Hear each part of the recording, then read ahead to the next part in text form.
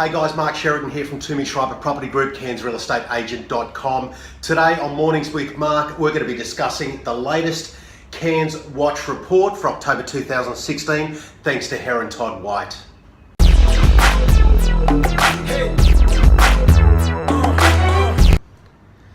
Okay, so let's just go through this report here, guys. CairnsWatch report from Herron Todd White for October 2016.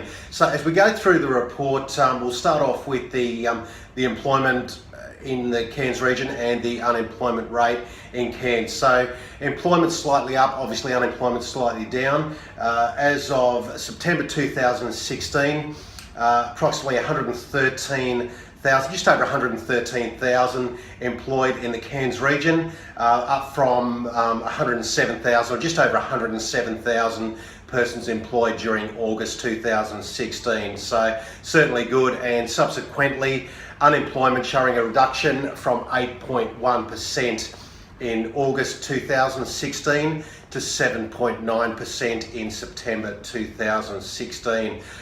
Look, once again, looking at those unemployment rates, however, it did lower to 7.9% in September. The region's trend rate of unemployment, it remains still above the state average, which is 6.1%. So still a little way to go there, guys. It is good that it's showing some improvement with the unemployment rate. As we move on, look, I won't go through this report in detail, guys. You can download a full copy of the report by clicking on the link below, and you can go through the report at your own leisure and just see the actual details of that report. Airport passenger numbers, this is a good sign for Cairns. Looking at this over the 12 months to September 2016, passenger numbers have increased by 3.9% at the domestic terminal, 8.8% at the international terminal. So an average median of 4.5% overall, but good to see a pretty big increase in both domestic and international numbers over that 12-month period. There were an extra 2,670 flights to and from Cairns during the past year. So really good sign for visitor numbers through Cairns. Once again, you can, there's a few more details there you can sort of have a look at if you download this report. Moving on, okay, let's talk property prices. Even though the market is a little bit indifferent at the moment, soft in some areas, although strong in other areas.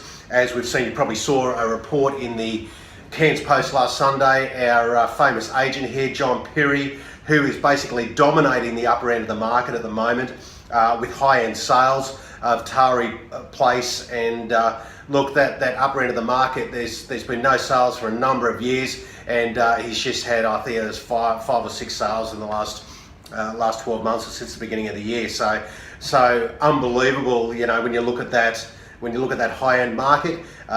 Look, once again, properties that are marketed well and priced correctly and got a good agent behind them going to sell. But you know, as you're aware out there, as I said, a little bit indifferent and a little bit soft in places. But let's go through some of the figures just here. Look, since August 2016, the house price trend rose mildly to 399,000. So that was just the average house trend price. It's still 2.6 lower than it was in August 2015.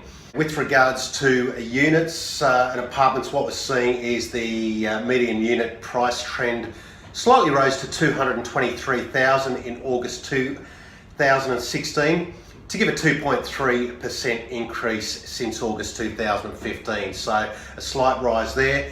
The volume of property listed for sale has been steadily rising since 2014, and we're seeing that although price growth is a little bit flat at the moment, the volume of property for sale is still rising. The number of properties listed for sale stood at approximately 2,800 in the September quarter of 2016, which consists of approximately 1,850 houses and 950 units.